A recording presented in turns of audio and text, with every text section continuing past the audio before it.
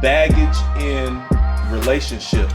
And I got to give P-Dub a shout out because this was actually a topic suggested by our guy P-Dub, but we had to change up the schedule so he's not able to join this conversation. But we just want to shout him out. We know he's going to be in the comments, lighting it up. But yes, sir. Baggage in relationships, man. It's a big thing. I'm sure you've heard the phrase, right? Yeah, I heard about baggage, carrying extra baggage into a baggage relationship. in relationships. And when you've heard of it, it's usually a negative thing, right? Yeah, baggage. Carrying baggage, right? Yeah. So for those who haven't, if you've been hiding under a rock or you're really young and you just don't know the term, baggage in relationship is when you enter a new relationship, but you carrying old habits, old ideas, and old expectations from a previous relationship. Yeah. Maybe something that was bad, or maybe old scars or old experiences right. that had a negative impact on you, and then you carry it into the new relationship with that behavior. Yeah. Yeah. What's your experience with baggage in relationships? Either way, either you bringing it or somebody bringing it to you in a new relationship. Okay, for far as me bringing baggage into a relationship, I don't let it know. I don't let it be known up front. You hide your bags. I'm not really hiding my bags. It's like I'm with the don't ask, don't tell. If you don't ask, because going into a relationship, you gotta grow and to know each other. Okay, I'm going somewhere with this. I'm listening. So I don't speak on nothing that's not asked. But I know when it comes to the other gender, females, they kind of like ask you questions to see if you're going to bring baggage into a relationship. Most women ask that because they already got baggage, and they already want to know if that your baggage is comparable with that baggage. So then they can be like, okay, this relationship can work. But if you got baggage that's different from their baggage, they shut you down. Like some women interrogate you. I've been on like 2 relationships. One was a church member that I told you about. Let me ask you this though, before you go into that. Now, if you try to hold that thought. Oh, I got you. What qualifies as baggage for you though? Because you said that you don't, if they don't ask, you don't tell. You go and you grow a little bit, and then maybe when the time is right, you start either disclosing or unpacking them bags. I don't know. Yeah. So what qualifies as baggage to you? Oh, far as me or for the other person? For you. As far as my baggage? Like what type of things? And maybe it's hard for me to say because I don't really bring baggage into my relationship because I was always the type of person that I give people the benefit of the doubt. So I don't come in a relationship with baggage. Okay. Because when I'm ready to go into a relationship, I'm making sure everything that happened in the past is severed. And most men do that. They leave the past in the past, so to speak, and they just want to forget about it. Where it seems like with women, they like you, but sometimes they formulate their questions from baggage that they still carrying. What about pain or heartache?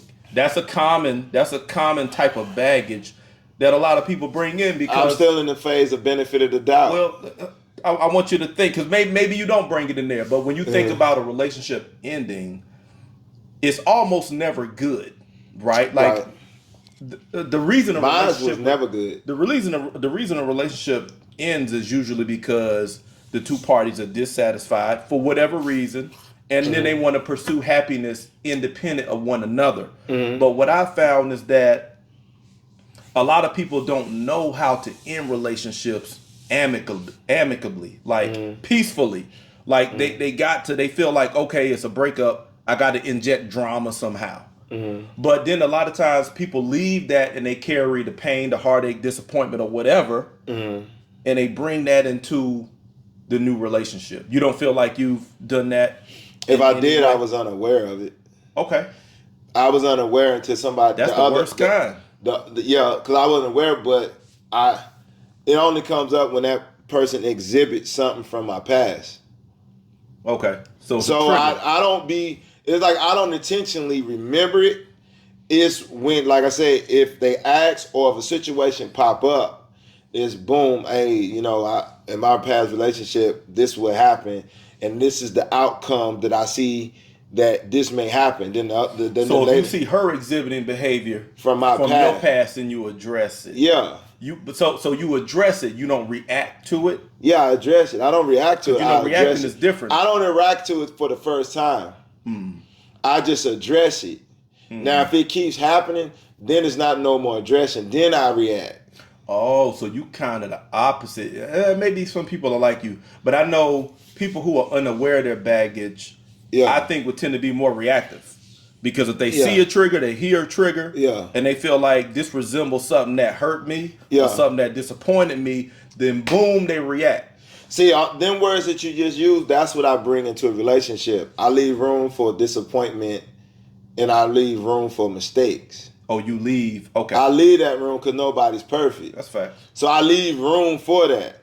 Now, when it first happened, I'm going to address it and say, you know what, that remind me of my past relationship, and boom, boom, boom, boom, and we're going to talk it out. Now, if it happens again, now it's not going to be addressing. I'm going to react to it because I feel like you're not respecting what I said. Because I can be healed from that process and everything. It's just the trauma of it I'm going to react to.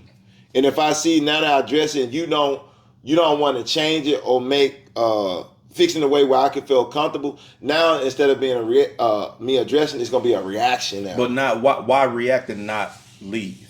Huh?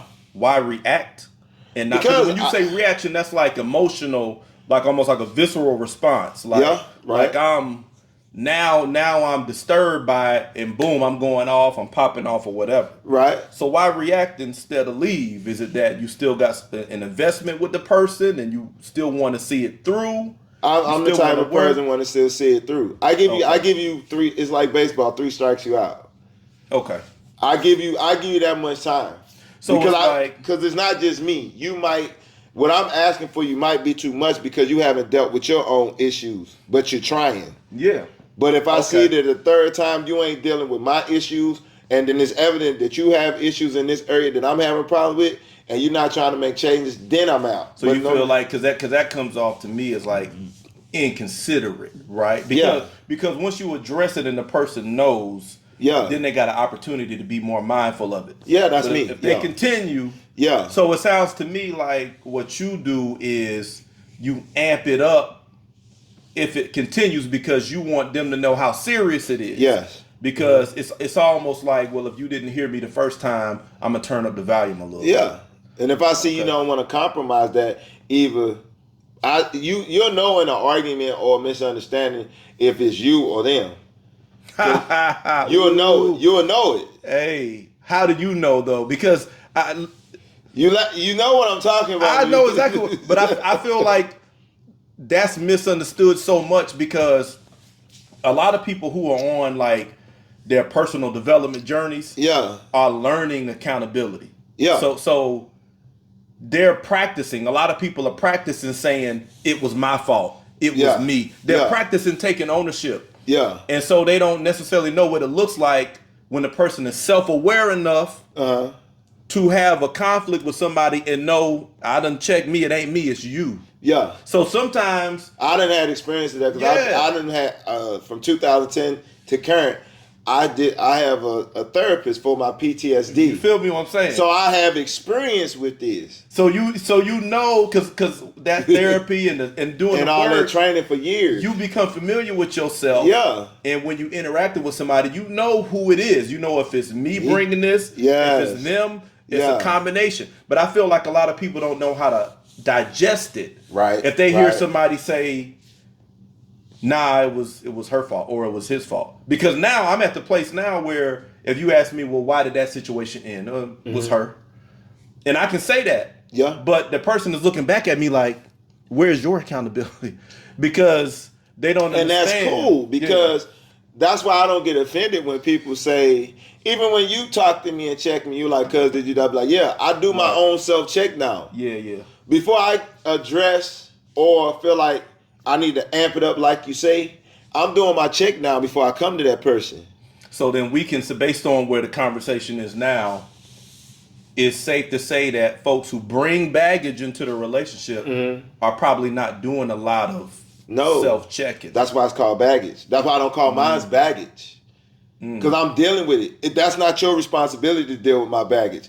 You didn't have nothing to do with that. That's facts. That's how men do that, though. Now, if the conversation come up and you want to ask, yeah, I got bad woo, but don't worry about that. I want to keep everything on the clean slate. Now, if you do something to trigger me that reminds me of my baggage, I will talk about it first. Yeah. Now, if you don't want to respect it, now I'm going to amp it up. Now, instead of addressing it, now I'm going to put action behind it. Now, when I see you not being considerate of that, then I'm like, okay, you might be the right one for me. I may not even know your baggage yet, but I know you got it because nobody's perfect. So if you can't deal with me, and you don't want to listen to me, and you don't want to adjust, I already know, to me, by default, you want me to adjust to you, but you don't want to adjust to me. So this relationship is going to be one-sided. So you know what? Now I'm out the door, like you said. I think the inability to listen is really what causes a lot of these conflicts. Because you got somebody, and yes, communication, I would agree, but the listening side of the communication, everybody thinks about how to communicate their wants and needs, but not a lot of people talk about listening. You know, when a person is bringing baggage into a relationship and they don't know, and the other person is communicating to them that, hey, I'm not liking this experience I'm having, and you're not making the adjustments or whatever the case is, I think it's a listening thing. Which means awareness. Because if somebody tell me this bothers me, this bothers me being in the military from my background and how I was raised, I call it listening, but I'm aware. It's like somebody giving me orders, or somebody like when I used to work for the man of God or whatever, when I was in the church thing, a lot of things I pick up on without you telling me because I'm around you. So I know what bothers you, I know your pet peeves and everything. And then there's some things that you tell me. But at the longer I'm around you, I get better at it. Sure. But when it comes to relationships, it's not like that.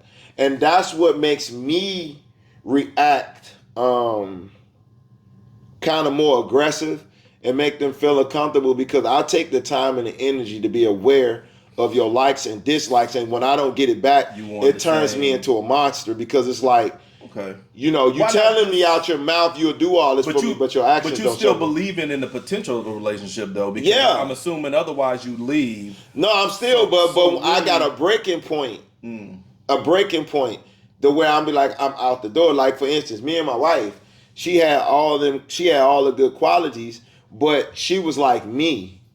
She didn't bring her baggage. As we grew, we started to learn each other's baggage. But by the time we started to unravel our baggage, we was married now. And we had kids. You had to sort all this junk out. Yeah, so I just can't just say, pure now. Okay. Yeah. So there's context to your commentary. Yeah. Right? You are already in a committed situation. Yeah. So the way you choosing to deal with this is with a long-term mindset. Maybe if this was a dating situation, would you handle it differently? Would you? It would be the same formula. It would be like 2/3 of my formula. Okay. It wouldn't be the whole thing. It would be put it like this. It would just be like we sitting at dinner, we having a conversation, and most of the time men let the women talk. You dig what I'm saying? Now, for a woman, depending on the questions that she asking me, if they are real aggressive, like, dog, like, how long have you been married? How many kids you had? Or if you was married? Like, put it like this. When a woman asks you a question, before you can answer, she already drilling you with another question. Like, she not even giving you chance to answer the first question. To me, that's time out. I'm out of there, because you unstable right now. I'm trying to hear the first question you ask to give you the right answer for you. But before I can even finish giving you that answer, you shooting another question and another question and another question. That person sounds like somebody who's looking for something, you know. Yeah, but they also got baggage. Well, that's what I'm hearing, right? Yeah. Like, that's somebody they had an experience, maybe traumatic, and now they're looking for that thing. Because they want to make sure that thing doesn't exist in this situation. Yeah. Before they. Yeah. I mean, it's almost like a hyper aggressive way to get to know somebody, because you really doing it out of fear. You're really trying to make sure, hey, this thing that I'm afraid of is not going to be here. Yeah. I got a couple things questions. The first one, are kids baggage? You hear a lot of commentary nowadays, especially from men, saying if a woman got a kid, she come with that, then go the other way. And they treat it as if it's baggage. And maybe the other way too, to some extent. A guy who got a single dad, he getting with a woman. Most of the time, since you say that, with a woman, when you say baggage, the kids are there with them. Most of the time, when men got baggage with their kids, if you want to say that, most of the time, the kids is with the mother. Okay. To a certain degree. But let's deal with me being in a relationship as a man, and I'm meeting a woman, and I ask her, "Do you have kids?" And she say yes. Deal breaker or no? Just a yes. You need just a yes or no? No, I'm saying when she says yes, I have kids. Deal breaker or no for you? It depends on how many. So kids in and of itself is not baggage. No. Is it a situation where they can be? If you enter in a relationship, it depends because it's not the kid's fault. It's not. No doubt. It depends on the woman. Okay. It depends on the woman's relationship with the kid's father, and then it depends on the woman if she's got structure and discipline, and she's enforcing that on the kids. Like meaning the kids respect the mother. Mother she like is. a lot in today's time, I see a lot of parents friends with their kids instead of being a parent.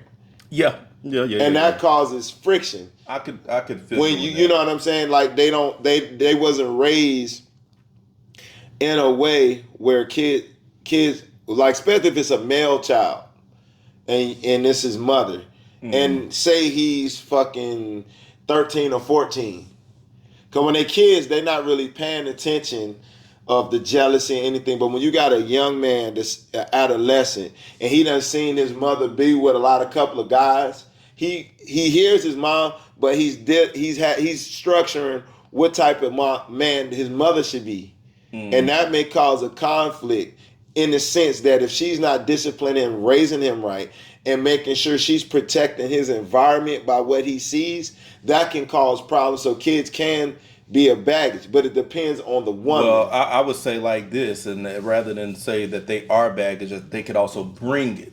Yes. Right. That like the kids can bring it, especially if the parent, I won't even just say the woman, but the parent exactly. has not helped them process whatever they're carrying from the last situation. Because when a person gets in a relationship, you got a kid, especially if it was a marriage, that impacts on the kid. So now when you're going into something new, if you don't check in with that little guy, that little gal, they might be carrying something. So now when a new person comes in, they're acting that out, and the kid is not mature enough to be able to address it. As you say, they're going to react, right? And sometimes it's not even a verbal reaction. It's it's just an emotional. They may shut down. They may lash out. They may do a lot of things, especially a lot of things that may come off as disrespectful to, let's say, the new man. Yeah. Right. And he's looking on the surface level at the kid's reaction. This is disrespect. And I don't tolerate that. Yeah. But beneath the surface of what that kid is going on is the crap that happened in the last situation that they reacting to. You know what I'm saying? So you burying the kid in another layer of rubble. You feel me? So I think that's important. And I think women, I ain't gonna say women. I think what I'm gonna say, people will understand what I'm saying. I think some people expose their kids to relationships way too soon. And you are already after being in a situation. Sometimes, for instance, women go out on the first date. Oh, I got you. And the kid seeing you ain't know the guy long enough for the child to even see them. Yeah. And I hate to say it, but just to say it for people being fuck it, I said I'm like P-Dub. Most time women do that. Okay. Oh, women do that. Yeah. I done seen women. Let's say this though. Let's say this because in the beginning, you wanted to use baggage coming in from the woman's standpoint because you're speaking from your vantage point as a man, and you said that usually it's the woman who has the kids with her. Yeah. So could it be? Do you think the woman's rationale is that I don't get a lot of break from the kid. So in order to socialize with the guy, sometimes the kid is gonna have to be present. Most time women don't let you know that up front. Most time, most time women say they got kids, and then they say, "Oh, you want to come over to my house?" And you be like, "Yeah," but the man thinking like, "Oh, you know, sent your kid to your home girl." You go in the house thinking like, "Oh man, we about to boo up and everything," and when you come to the door, you hear one set of feet and multiple feet, Hey. in your head, you be like, "Oh no, the fuck listen. she didn't." Hey, I on the can't- first date, Hey, I dropped off old girl. I dropped off old girl before first date, right? And I knew she had a little guy. but you set up the moment where you don't have to be exposed to that at first. But Yeah. I knew she had a little guy. You know what Yeah. I'm saying? It wasn't nothing about to go down. We was vibing. Yeah. We got some dinner, whatever. Yeah, Cool. Dropped her at a spot, yeah, and then she went in the house. I left. She called me like a minute. Oh, I left my leftovers in the back, right? mm-hmm. Pull back up. She come out in some damn near lingerie looking shit to get the leftovers. I'm like, shit. Yeah. So I'm getting out the car to give her the leftovers. Now I reach over there and I hug her and I reach around and squeeze. And when I'm squeezing, I hear a voice, "Get your hands off my mama." See what I'm saying? Hey, You like, yo, really? You dressed like this in your kids' home? Yeah. See what I'm saying? Hey, Yeah. Get your hands off my mama. Like, oh shit. What? Like, damn, did you set me Yeah, up? boy. Is this prank for And kids? that became the theme of that relationship because I never met him. Yeah. Like I heard him, he was through the window, right? But I never met him in person. And that's my boundary. Right. For the reason that you're saying. I don't want to meet them up front like that because until we know that it's something solid, otherwise you just cycling folks through the kid life. But it became a thing. Phone calls.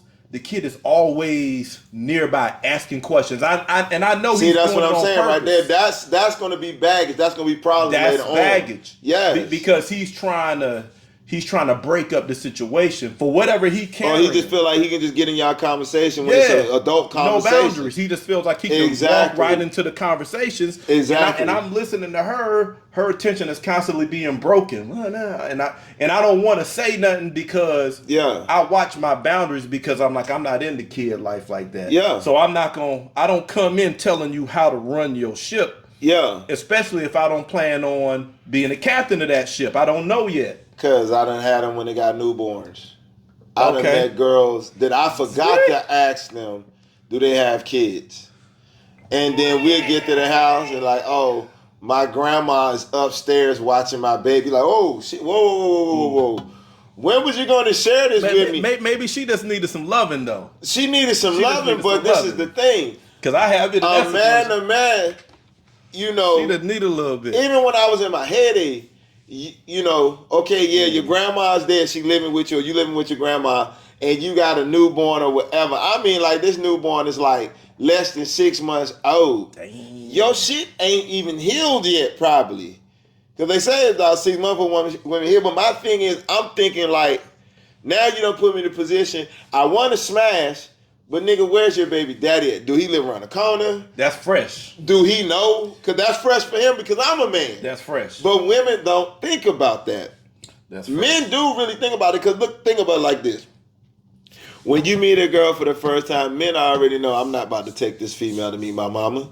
Men already know. But can we say women don't think about it though? Is that fair, or just in your experience you feel like it's in my experience and they I know haven't this. really thought? Okay. Women do not have a problem just for the first time dating a guy, bringing him to the Thanksgiving dinner, Christmas dinner, and you looking, and the family be like, "Hey, who did? Oh, this is my friend." And then when the family asks, "When did you meet him?" "Oh, I just met him like 3 weeks ago." He like, "Really? You bring him us to the Thanksgiving?" I done seen this. That's true though. That is fucking true. I won't say it's universally true, but it Men happens. don't do that. I've done it now. Unless it's some serious shit. Let alone you let her meet your mother. Do you think though that women more quickly gauge when they want something serious with a guy, so they try to put him in serious situations? Yeah, back in the day, women didn't do that. Back in the day, women used to say, or back in the way, women, before they even brought you to the family, they would test your morals. Do you go to church? Were you willing to go to church with me? Do you open the door for So me? you feel like they have more of a screening process? Yeah, but it's not sitting at the table asking 1,000 questions. Back in the day, a woman would see your actions. Okay. And she would check you down from that. But and they didn't bring baggage like that. Today's time, this baggage that men seeing is some catch off guard shit. Let's switch the conversation to men though, because now that question that we closing out is With the kids. Can kids be baggage? It depends. It depends, Yeah. right? On the parent. It depends on the parent, whoever the parent is, right? Male or female. How they handle that situation. And again, we reiterate, kids pick up baggage too from broken situations. And if you don't check in on them, and I know because I just checked in. Yeah. I just checked in like yesterday. Oh, wow. I just checked in because I was sitting there and I was just thinking, just hit me like, let me ask the question. oh boy, hurt a little bit. It's hit me out of nowhere. Oh, wow. I felt so bad, man. And so I went in and just started, gaming, but asking questions. How you feel about that? Where you at? Where you sad? You know what I'm saying? Oh, really? Yeah. Oh, damn. I asked them. And it was a shocker? On the receiving end? Just a shocker. His awareness of everything. The response that he gave you was it like he was aware of a lot of stuff that you didn't think he was paying attention to? It wasn't an in-depth conversation, but it was kind of like, I was sad, but I'm good now. It's try to like hurry up and but I just said, hey, it's okay. You know what I'm saying? It's okay if you sad. And did you think it was because of you? Ooh, yeah. So that's the main question right there. For a little bit, but I don't think that's it. No, it wasn't because of you. Right. This is just what happens. Yeah. This can happen, and I let them know I still got love for your mom. Right. You know what I'm saying? Like it's still always gonna be family, it's still love coming from both directions. This is yesterday. And I had that conversation. Yeah. Because I was right here, man. And it just boom, and I said, shit. So I gotta talk because what I realize is that a lot of times kids are in these situations and nobody ever asked them. Because they're kids, you just moving them around. So they create their own. But they create their if you don't deal with it, they'll create their own interpretation. And that's what I did with my boys, from me not being with their mother, me not being with them. But I've noticed with that question that you said, you're gonna have to keep revisiting that every stage of his manhood going into a man. Right. Because his mindset gonna change. So he's at this stage, then you got to hit him at the adolescent, and then the young man. That's a question that you're gonna have to keep revisiting. You have to keep revisiting and making sure it's you got a healthy view of that. Because of his hormones, because that, even though it's now, it's because at the age now. Right. But that question, when it opens up, when the purview expands, you start making and from different. his response, when he gets to that 18, you can be like, okay, he got it. He's a grown man now. Right. Now he's going into whatever environment with the healthy mindset. Yeah, and that's important. Yeah. Because if not, they'll hide that. Yeah. From just the conversation when he was here. Yeah. But he. Yeah. If you don't open the conversation, they'll hide it and they'll bury it under things. Because I said, I forgot what I asked, but it was like, no, I just been doing stuff. And I was like, that hurt to hear, for me to hear that. You know what I'm saying? So I'm like, so now I'm thinking when you doing stuff, you are hurting. Yeah. You know what I'm saying? So you got to revisit, because another thing is not just on your receiving end, is with her if she decides to be with somebody else. That's why you got to keep revisiting that question. Yeah, because life goes on. Yeah. Life goes on. But see, what I did there was offer reassurance that one, I'm aware. One, how you feel matters, right? Because kids used to say, "Hey, go, do this, do that." Yeah. Sometimes you got to stop.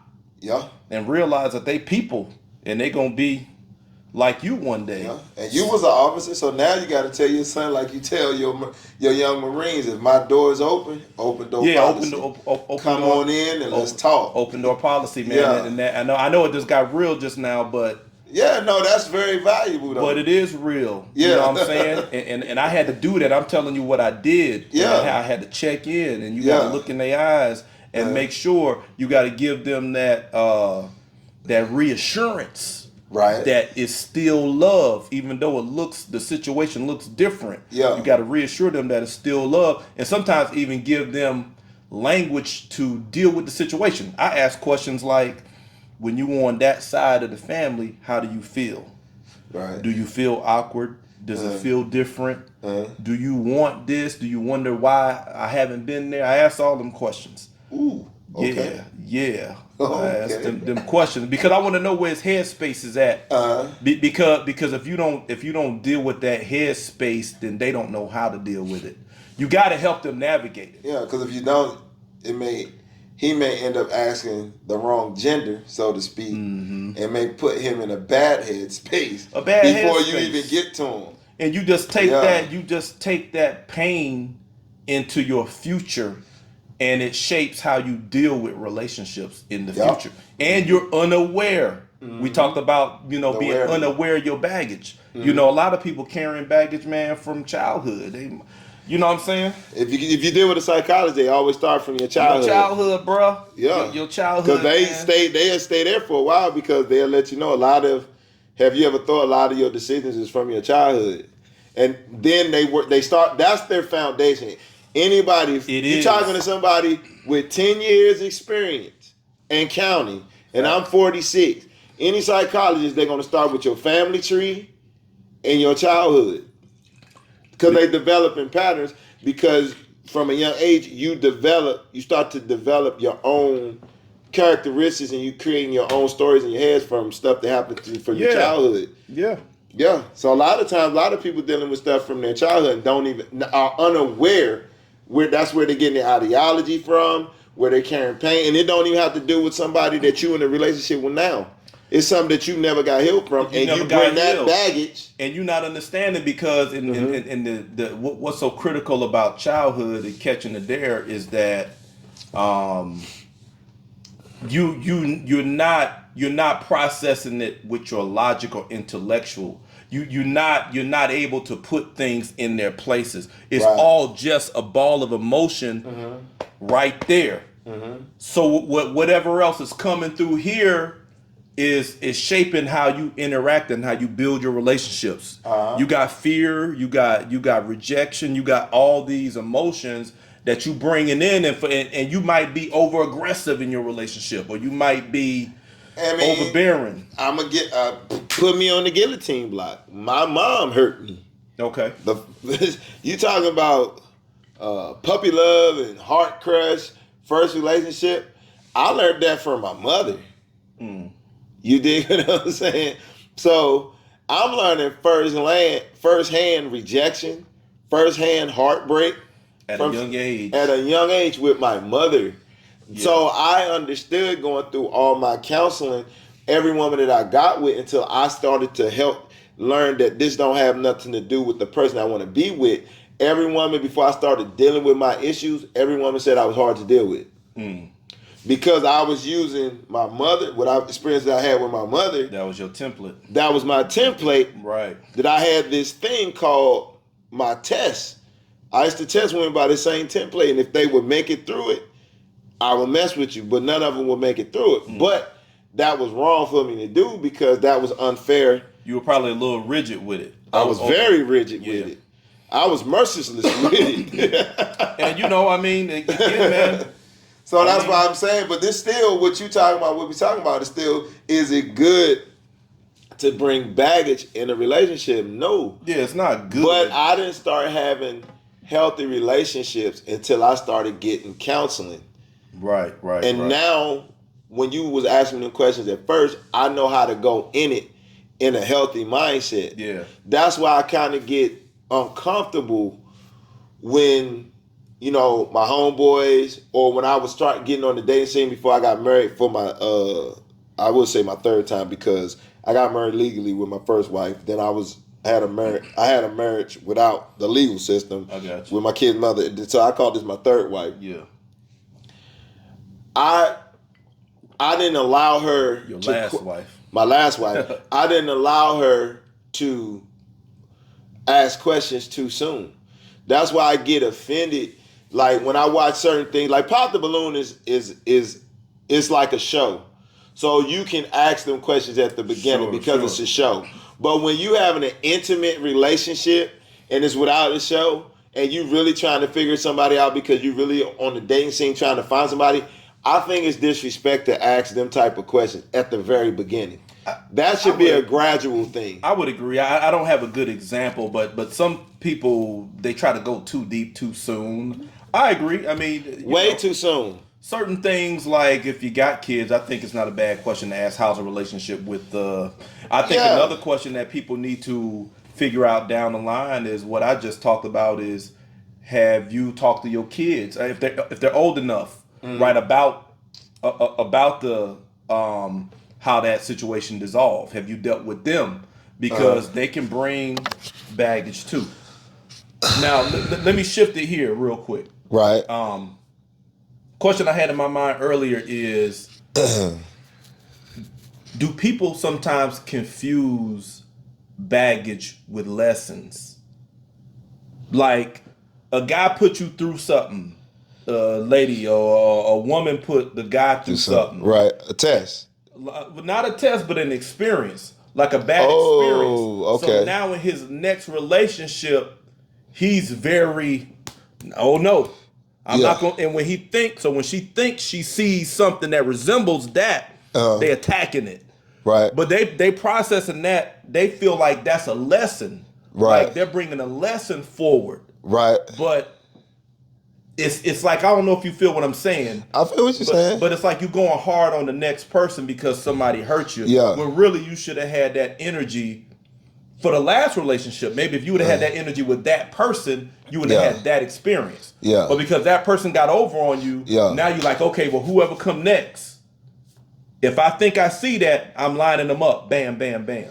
That's totally wrong. Yeah, that's some totally people feel wrong. like that it's a lesson that they bring it forward, but it's you're wrong for using what you've been through to test somebody, to make a person go through that as a lesson to see how they come out. That's not fair. What you should do is let somebody know what you've been through and how you came out of it. But you don't make somebody go through the experience or create the experience that you've been through to see their reaction. That's not fair. Should a person even entertain a relationship if they're not completely healed from their baggage? The quick question, they should not go into a relationship. But if they are fortunate enough to have somebody on the level of you, me, then yeah. But that's very few in between.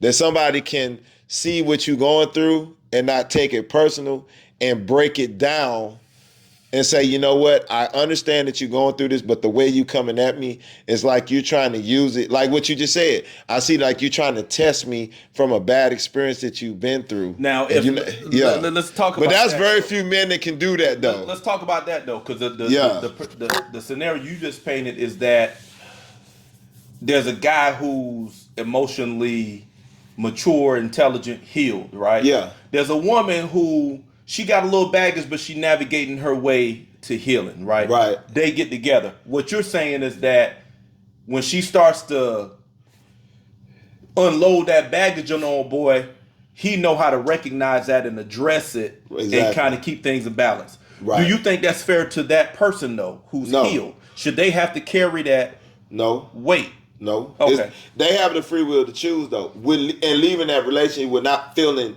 they're wrong or guilty for it. Right. Yeah. Okay. And to be honest, you have that skill set. You know what I'm saying? From, dating and stuff. But a lot of times, women don't understand it. And I think a lot of times with women, so to speak. I don't say with men too. I think sometimes you lose your blessing from there, because you might actually have somebody that you was compatible with, but you messed it up. That's facts, man. But they'll make you look like the bad person, and then you saying to yourself, "Now I see why you don't have nobody." Yeah. You know what I'm saying? Yeah, it's tough, man, because self-awareness is key. Knowing the baggage you're bringing in, and then actually doing the work when you recognize your baggage. Because I think that two people can, let's say two people with some baggage, I think it can work. Yeah. It's not ideal, because I'm not even sure that if there's a such thing as not having any baggage at all. Right. We need to entertain that. Yeah. But two people with baggage, I think it can work if they got a growth mindset and they're self-aware. Yeah. Because when things happen, they're in a place where they can have the conversation. Yeah. I know what's going on. I'm seeing what I did. I'm working on it. I'm listening to how you feel about it. Right. If you can do that, then you can grow together. Yeah. But it takes that work. Yeah. And it ain't just the work in the relationship, but it's the work with yourself first. If you're not doing the work with yourself, you can't make nothing work with somebody else. Yeah, like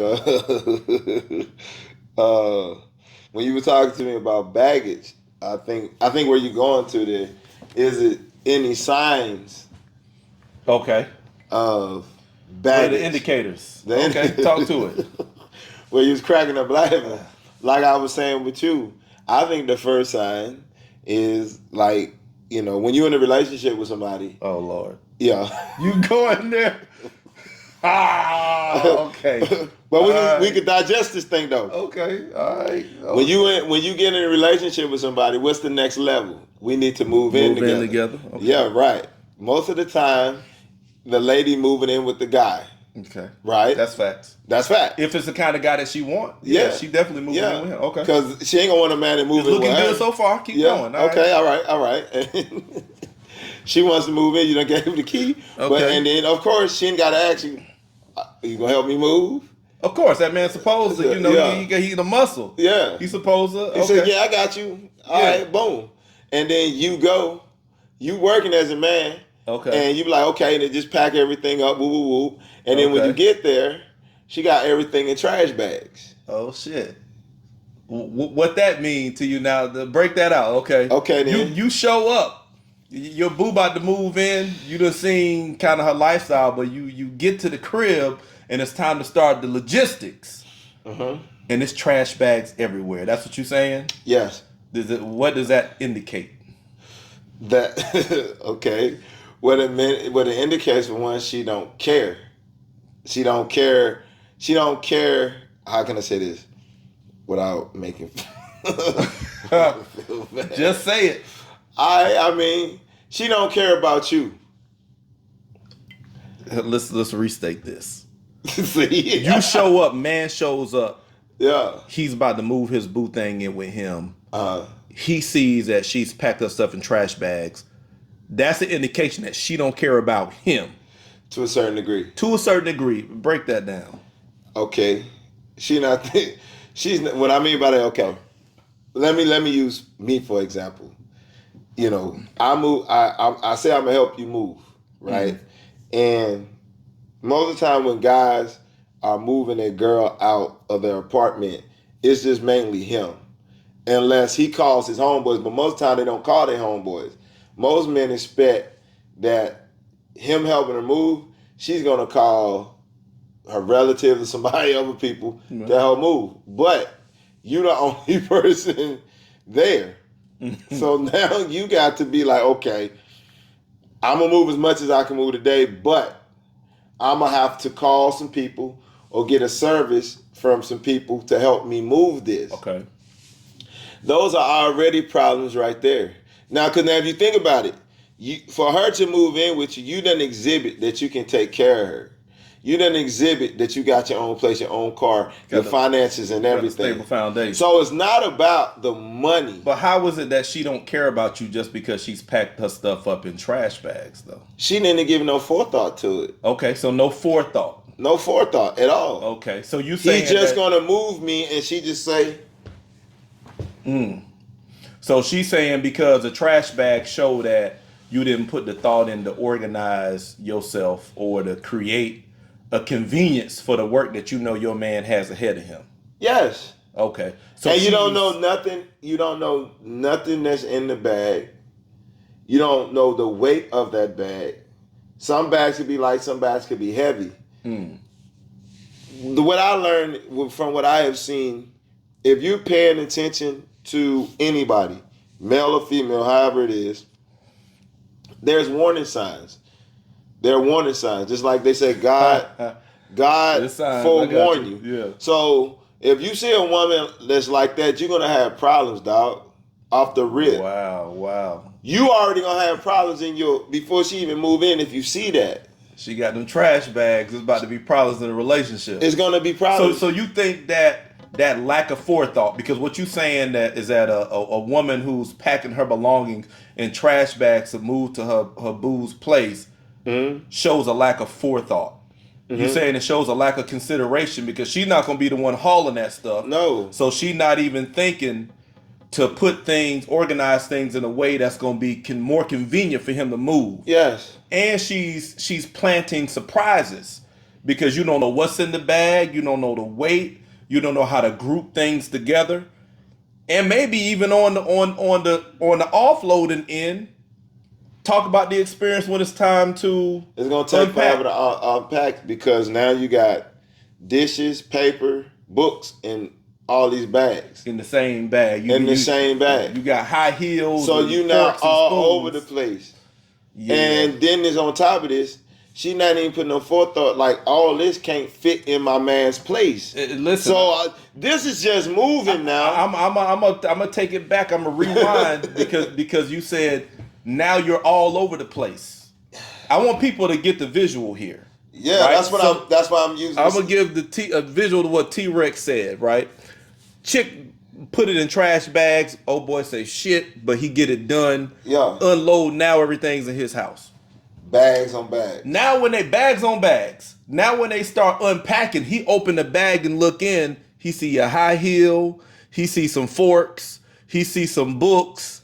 Now this Negro got to one bag send him to the kitchen, to the bathroom, to the bedroom, to the garage, all off of one bag. That's just one bag. The energy. You still got 49 more bags to go. But do you see the confusion in the movement that the bags even bring? Yeah. So I know this may be a little deep, but spiritually, yeah, you're bringing in frantic and confusing energy with that. You understand what I'm saying? Because it's no forethought in it. It's not organized. One bag is sending you all over the damn house. Yeah. By the time you finish with all that confusion, where your mind about to be? Yeah. You know what I'm saying? And you got to realize that the confusion you experienced came from where? Yeah. Within that person. Yeah. Who packed all of that shit. So what's she about to unpack into your life? Exactly. Now this is the kicker. Only thing she knows to do is to do what? Work and come home. You have to tell her, but babe, where's my food at? So you saying it's going to be the stuff that you may want? Continue. The stuff that you want, she ain't gonna have time to do it because of there's already a lack of consideration at the foundation. Not on purpose, but she never had that structure or nothing. So now you as a man, I'm just showing you this is what men should do before they get deep involved. Most of the time men can see it if they go over a woman's house. Yeah. These are things that the men should pay attention to. Okay. It bears witness to that. We need, and this is why we need to bring some. And listen, we recruiting to bring some ladies on the set. Yes, man. Listen, y'all, it's coming. I'm already picking out chairs. We gonna expand the set. Bet this. My camera here and the camera here. Bet this. Most women right there, I bet you if every woman I holler at them random and walk to a car, I bet you their car is messy. I bet you I'm gonna find some heels in the back. Makeup done messed up their seats. Makeup is on the steering wheel. I'm just saying, women, I guarantee you, you can't even see the floor of the car. I'm just saying, I'll take that. That's T-Rex. Hey, listen. I'll take that hit. So leave it in the comment. Send all that to T-Rex. I bet you. Me saying that, I bet you y'all start cleaning y'all cars. It's spring cleaning. Hey. Spring cleaning. hey, somebody gonna start using boxes instead of bags too. Yeah, Organize that stuff, ladies. You know next time I ask my man to move with the next guy, I'm gonna make sure I got boxes. Hey, we going in on there. We do need to find some indicators for men though, because I'm sure, and that's why we need to bring ladies on the women have them. We like a balanced perspective, so I think women could dig out with the quickness. Yeah. So, some indicators of men bringing in baggage. Yeah. I don't know if you know any, because I'm not accustomed to bringing baggage in relationships. So I'm not accustomed to. But if you ask men, what's the signs? And a lot of men they're not even thinking about that. They're not thinking about that. Yeah. I was always aware of that because I had older people. Since I didn't have my mom, I always had my aunts that was older, my grandma. They say, when you meet a woman, they used to say stuff, if you meet a woman, buy her a plant. See how well she takes care of it. See how well she take care of it. Stuff so like I was groomed. You look at that little stuff. I look at little stuff like that. Ladies in the comments, y'all let us know, when you get with a guy, what are some indicators that he's about to bring some baggage into your life? What are the telltale signs? Because we're speaking as men who date women, and we're giving you our experience. We want to hear from you though. Yeah. What's the baggage that these guys is bringing you? Because if y'all give us that, we can talk to the guys. We can talk to them. Because from where we stand, I know me and you, you should do your work before you go into another relationship, or at least I think men, a healthy man, a mature man knows how to compartmentalize. Yeah. Like, I had this experience, but this is not her. Yeah. Right. So I'm not letting these two things bleed together. Yeah. I recognize she's doing something similar. Yeah. But this is not old girl I was dealing with. That's what I was saying at the beginning. I get the benefit of the doubt. Yeah. I'm aware. Right. Now, first time I'm gonna address it. Yeah. But if I see you don't fix it, and I see that you're not going to change, maybe I need to pause. Yeah. The third time I'm gonna crank it up. After that, now it's just, every time I see you, we're gonna have a good time. I'm gonna get some booty, and that's where I'm gonna keep it. It's not gonna go for no further than that. So you take the long term off the table because you see. I'm not gonna tell them I'm taking it off. Right. You secretly take off the long term because you seeing that, okay, she ain't gonna deal with this deal. So now it's just have a good time, get mines, whatever. Okay. And then when they say, it just seemed like we just dating. And I was like, well, I thought that we were just having a good time. And then she could be like, well, I want more than that. Well, I can't do that. And pure, I'm gone. Yeah. Now I'm not making you feel bad and me dissecting your baggage. I done seen what I needed to see. I done gave you my 3 strikes you out, so to speak. You're not willing to change. So I'm going to keep it here until you say you want more.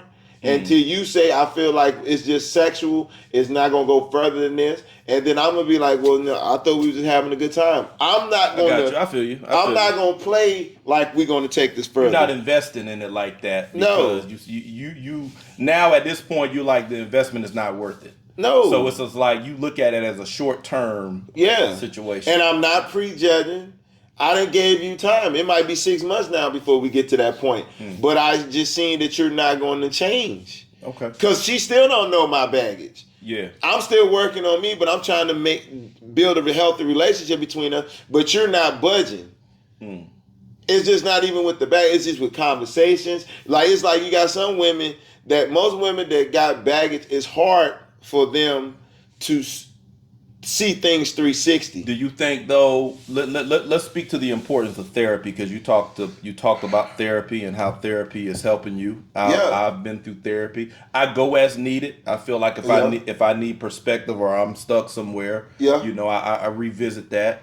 Talk to the importance of therapy, and also in helping you become aware and navigate growth from your baggage. And is therapy the only form of therapy, right? Like is a you sitting across from a counselor the only form of therapy? So speak to the importance.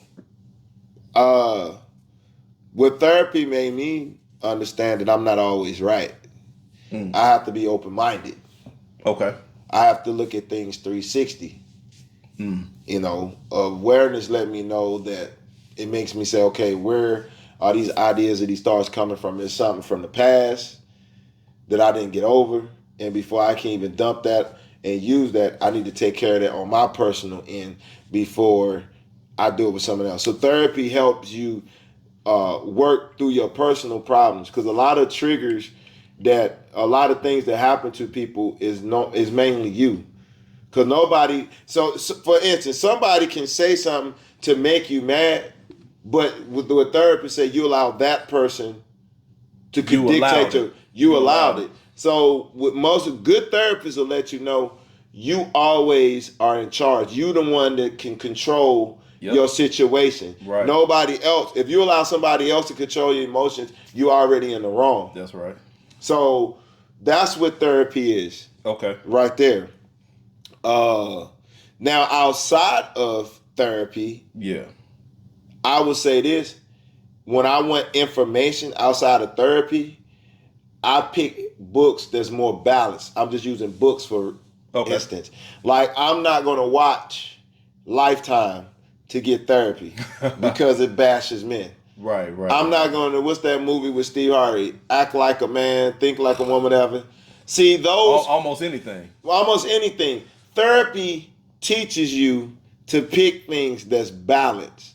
Okay. That's going to nourish you on both ends outside of therapy. So I have books that gives me the perspective 360. So you make choices. You make healthier that choices keep with you therapy. open, that keeps your mind open. Like universally. Yes. It's not one-sided. So that you're able to see points of view other than your own. Exactly. Right? And I think that's a key point, like seeing points of view other than your own. Because most people that deal with therapy, and what I've seen with me and my wife, and then when I'm doing it, and when I have people that say therapy, they said, dang, dude, you must have had a lot of therapy. And I was like, yeah, because I say the one thing that I know most all therapists do, they don't even judge you when you talk to them. Because you ask them, you'll say, hey, was I right or wrong? And they'll be like, well, I can't say if you're right or wrong. Let's talk about it and work through it. As you talk about it and work through it, you as the client makes that decision and say it.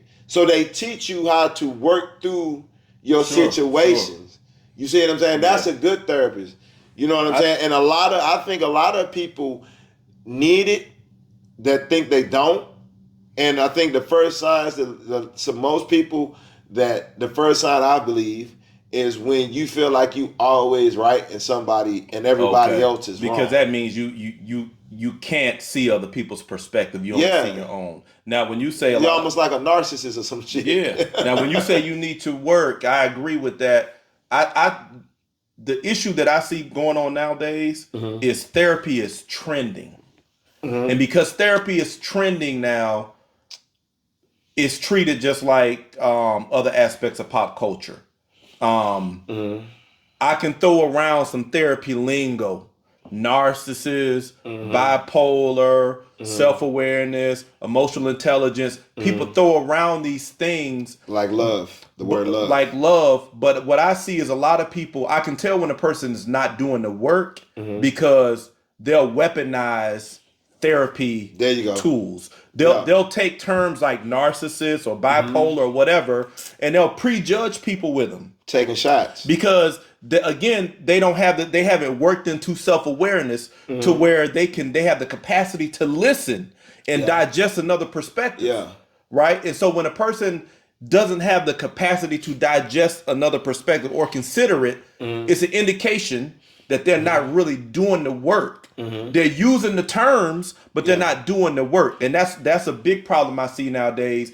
Everybody just wants to go viral. Everybody want to be seen. Everybody want to say the popular words and phrases. Narcissism is a big one.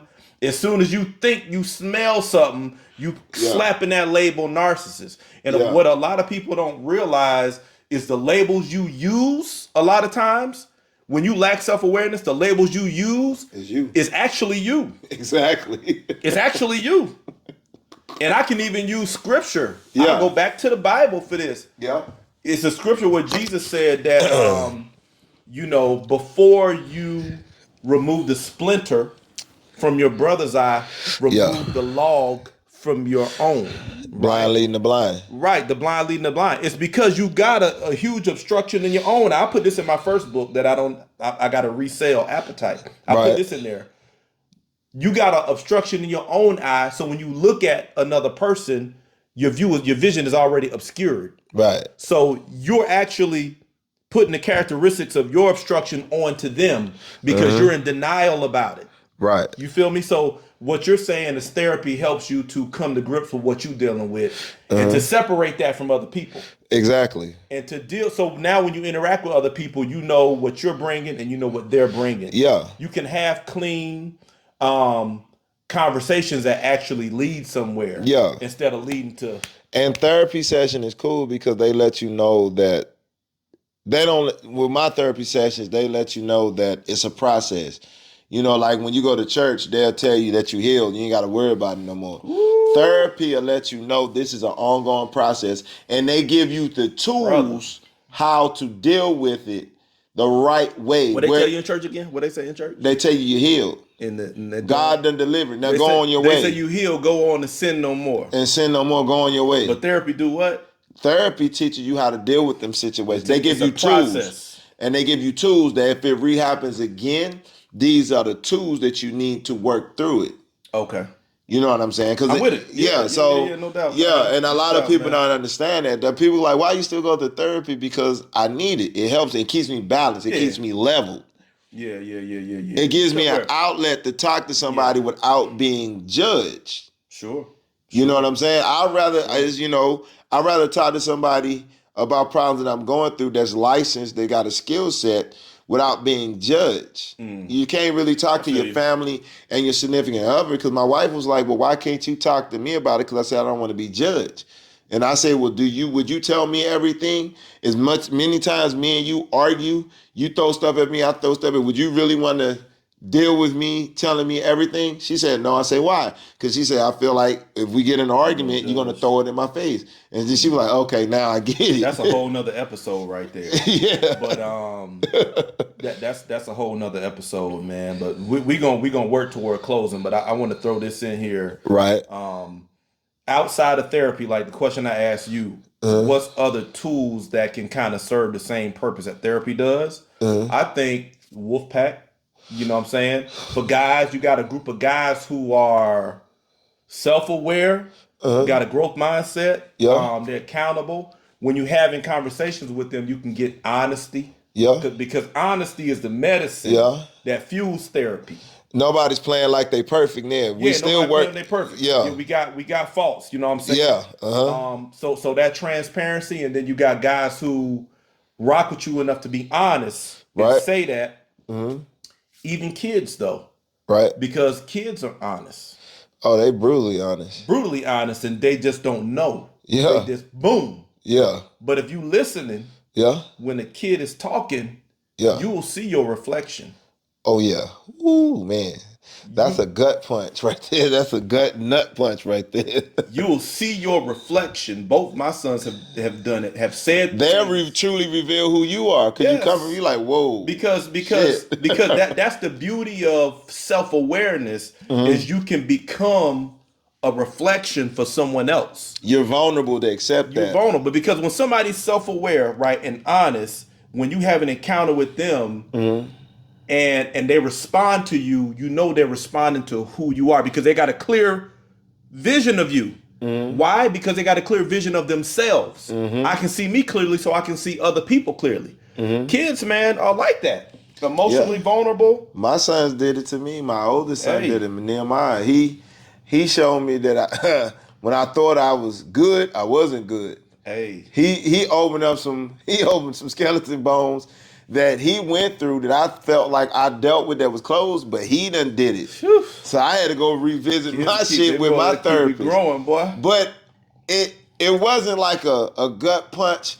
It's like Harlem Nights When she said, "Ooh, yeah," that's what I'm talking about. That's what I'm talking about. When my sons or my children do that to me, Yeah. I embrace that. You like it because I like it's an opportunity for growth. Yeah, because I'm bored anyway. So now you done made me wake up to I'm accepting a new challenge. But the challenge that I'm taking on is not negative. Right. It's something that's going to make me better. Yeah. So that's what I'm saying. That's what remind me. Ooh, yeah, that's what I'm talking about. Let's get it on. Yeah, it challenges you. Yeah. To conquer the next hill in your journey. Yeah. You know what I'm saying? And no whatever better place is through your kids. They're saying it innocently, and they don't even know they done kicked you in the ding. They don't even know. But you like, thank you, son. I needed that. And they say it, and they run on and keep playing. Yeah. But when you can respond like that, when you can respond like you saying, that's when you know you got a growth mindset. Yeah. Because you hear something, and it's like, God damn,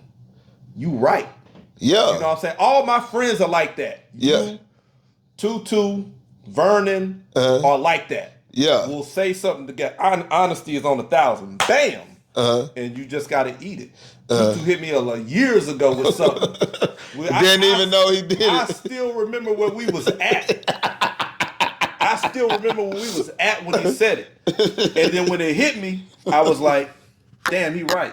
You know what I'm saying? That's all pack. you can do. Yeah. And what's so cool about it, you don't even have to let your homeboy know. Yeah. Because the relationship is so pure. And you know that he didn't do it on purpose. Yeah. It was just a regular conversation. But the thing about it is they got context on you. They got the files on you, bro. Yeah. Like you ain't hiding nothing. They done seen you move. They done seen you moving. You can't hide nothing and tell this story. Yeah. And see, that's the advantage of good friendships because you can go in there with a therapist and be fake. You know what I'm saying? Just turn it, stick one out and turn it like that. Okay, yeah. You can go with in front of a therapist and fake it. Yeah. Try to fake that shit in front of your friends. They be like, nigga, please. You know you be doing this, that, and the other. But it's a plus when people want to lie on you. Yeah. You got your wolf pack. Yeah. They gonna be That's like, nah, why it's good. He don't move like that. That's why it's good. Like I give it to Kevin Hart. I give it to other celebrities that even though they go up like Chris Rock, LeBron and all them, you need people because when you get up into that limelight, you ain't gonna have that honesty. So you gotta keep them grassroots. You gotta be wolf pack grounded, around you to ground you. So when you ain't like this, your wolf pack gonna keep you like this. Yeah, that's facts. When you put your blinders down and you feel like you got it, your wolf pack will be like, hey, put your blinders back up. Yeah, you losing focus. You veering off. Off. Because it's the wolf pack, the family, the friends that is really helping you grow. Right? The therapist reorients you. Because the way I see therapy is not supposed to be a lifetime thing. It's supposed to be seasonal. Yeah. Things you meet new challenges, you enter new seasons, and you got to get reoriented. Right. And the therapist helps you as long as you can be honest. But the wolf pack is riding with you. Yeah. The wolf pack done seen what you did last summer. Yeah. You know what I'm saying? So it's a constant accountability. With the wolf pack. So I just wanted to touch on that because everybody talks about therapy, but nobody talks about the therapy outside of the therapist. And the wolf pack is cool because I like our wolf pack that we got because a therapist, when you got a therapist, sometimes you don't want to have to rehash and go bring everything back to get when current. I have to tell a whole. But with your wolf pack, you can get straight to the point. I already and know like, what it boom. is. I already know what it is. And that's the thing. So what the therapist gives you the tool to take back. And you're supposed to take those tools and master those tools and begin navigating life. Yeah. You know what I'm saying? And once I went through therapy sessions, I think that's the only reason why my marriage is lasting as long as it is now. Okay, that's what's up, man. And this is outside of church. I just had to say that.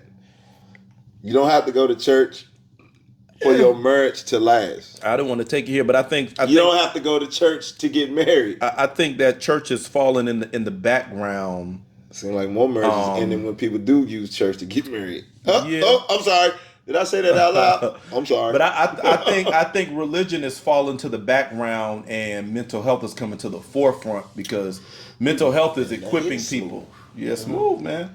Yeah. Mental health is equipping people to navigate life, and they're seeing progress, they're seeing results, right? Whereas we used to try to handle all of that in church because you remember the stigma that used to be on therapy. Right. Therapy and counseling used to be for people who was a little loony. Yeah. You know what I'm saying? Yeah. But now it's been destigmatized, and now church has fallen to the wayside because of things that are being done in churches, just like you said earlier. You know, you heal, go on and sin no more. Yeah. But you're not engaging that person in a process or equipping them with tools. So, you know, it's a change of the guard, man. It's a change of the guard. Religion is going back to mythos. It's stories and allegories that we can use and draw from as inspiration for life. But it's not by any means equipping us to navigate like that. Right. We can get inspiration. Right. But ain't gonna be no navigation with that. You know what I'm saying? Because it's fiction. So yeah, man, we gonna close on out, man. We done went around the horn with baggage, right? Yeah, And the therapy conversation came from baggage. Yeah. Because we know that that's how we offload the bags. Or if we gonna have bags, we gonna pack them the right way. And sometimes and we not people using put trash bags. And some people put that baggage on you to make you their therapist.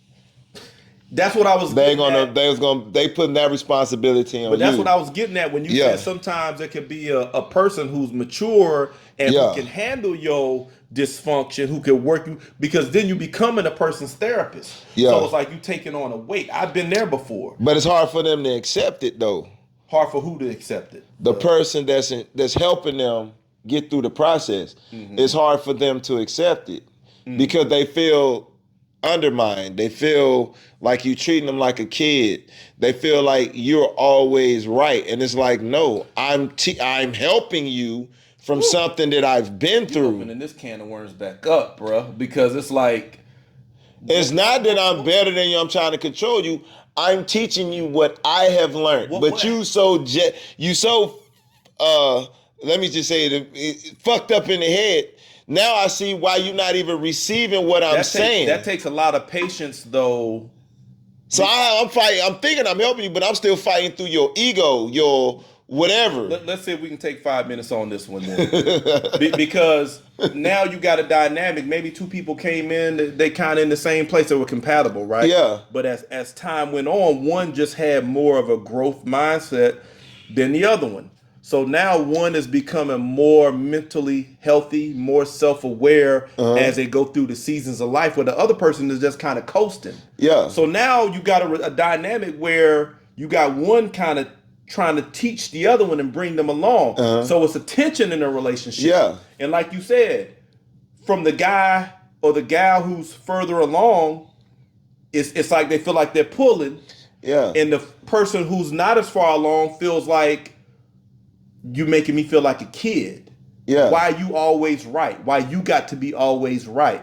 And the truth is, a person may be always right. Yeah. But because a person isn't in the place of willing to grow, they take it the wrong way. But even person up here that's willing to grow, I'm speaking this through his spirit, even at the place that I'm willing to grow, I will give the floor to the person and ask them, if I'm wrong anywhere, tell me. But you can't, but that relationship... But they can't do that. They still mad. Can that relationship sustain itself if this person never adopts a growth mindset? So this person keeps growing, but this person is just moving along. Can that relationship sustain itself? That's real tricky. I'm gonna say it like this. This is $150.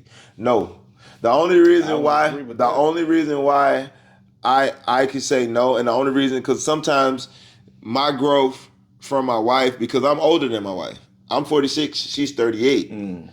But a lot of things that me and her go through, she asked me, and I had to be honest. I said a lot of times what keeps me around is because my kids. I don't want them to go through what I'm going through. And I feel like me being in 2 other relationships now, it's not even about I need a woman in my life, but I don't really need a woman in my life. But at the same time, it's more than just the person that I'm with, and we married. Now this is the key point. I ain't talking about somebody you just met. Me and my wife been like, so a lot of times I'm around. It's for my kids, even though I may like, man, I want to get out of this. It's for my kids. And me and my wife then had a transparent conversation. She asked me, do sometimes you want to leave? And I say, yeah. And I say, do sometimes you want to leave? And she said, yeah. But she say, I want to be, she tell me the reason why she want to be with me because she say all the work that I done put into her. But she's not receiving everything that I see. And I tell her, well, my reason for being with you is not about just the looks and everything. It's really for the kids. And she said, why did you say that? Because I said a lot of things that I'm trying to pour into you. You think I'm belittling you or not? But I'm like, no. But so yeah. So it's yeah. I mean, that's a tricky one. I think the ideals. But if to be transparent, if it wasn't for my kids. And me going through life with my other kids. I don't want to put you on the for your personal. Oh no, cause you already know me. But I'm just saying, if it wasn't for my kids, I don't think me and her would have. I got you. Yeah. But I'm saying though, but when you got somebody with a growth mindset and somebody who's not embracing that, it causes tension. And I to the tension where, like you say, with me, you think about leaving. It's a huge danger zone for the relationship, and I think a lot of times to do that. To alleviate that, you need to bring a third party in, objective party in. That's a counseling thing. We all know about that. Yeah. But you need somebody who's good, not somebody who's biased. Somebody who's good to come in and help that, right? Because really, if you journey in life together, both people should share a growth mindset. So I would say one of the things that you should screen a person for when you getting with them is, do they actually have a growth mindset? Because you see folks asking, do you go to therapy? Are you in therapy? And they leave it at that. Yeah. But that's just the first question. You got to see if they actually have a growth mindset. That's different from just going to therapy. Because a lot of people are going to therapy because it's trending. Yeah. And then when they say, oh yeah, I go to therapy, everybody wants to say it. It's cool. Yeah. But you got to check and see if a person actually has a growth mindset. Well, my wife, she has a growth mindset to a certain degree, but she don't. No. I'm just saying. I'm just being transparent because I done paid for her to go through her therapy. But the thing is, she's not ready to deal with them yet. I got you. Yeah. But she's transparent like me. That's why I can't wait. Y'all think the T-Rex be bullshit? It's coming soon. We know his wife watches all the episodes. She might be up here one of these days. But man, let's close this one out, man. We hit some good stuff, man. This is a loaded conversation, man. There are a couple comments and sections in this conversation that could be episodes themselves. It's just a lot to unpack, and it's fitting because this is about baggage, right? So we talk about unpacking some stuff, man. So, baggage for real. Last thoughts from T-Rex. Last thoughts from T-Rex. What would I say? Baggage is serious. You know what I'm saying? You want to know why baggage is serious? I just use a scenario when people go on vacation. Most people just use what? A carry-on bag. Because they don't want to carry a lot of baggage when they want to go have fun. I'm going to leave it at that. Think about it. Okay, yeah. Baggage, I would add to that, bags are a burden. Yeah. Right? Like you mentioned when somebody is packing all this stuff in trash bags, you don't know if this is light or heavy. Yeah. It's a burden. So when you bring in baggage or unresolved issues into a situation, you're bringing a burden into the situation that's already going to put stress on a relationship. And some people come into relationships knowing they're bringing baggage, but they're looking for relief. They're looking for somebody to help them carry it. Rather than them processing with the baggage. So understand that baggage is a burden. Do the work. Let's not treat therapy as a trend, and let's actually adopt a growth mindset. I think when we do that, we'll make better decisions, because we're in a better situation. Yes, sir. All right, so this is OG's Uncut Conversations with the Culture. Thank you for joining us once again. Remember, don't watch and hide. Like and subscribe. Until next time, we out. Peace.